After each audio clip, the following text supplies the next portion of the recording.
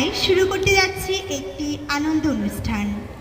প্রতি বছর কুমুদিনী তাদের কাছ থেকে আমরা শুনব গীতিময় গান, শুনবো আবৃত্তি, ছন্দময়, উৎসাহিত, উদ্দীপ্ত। আমরা হয়েছি সমৃদ্ধ। তিনি আমাদের বড় মা।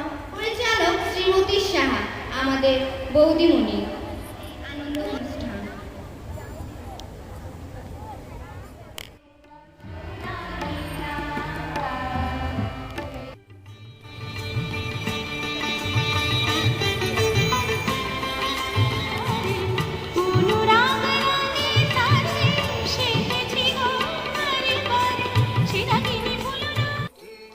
নিত্য নূতন সংঘাতে দুই হাতে কালের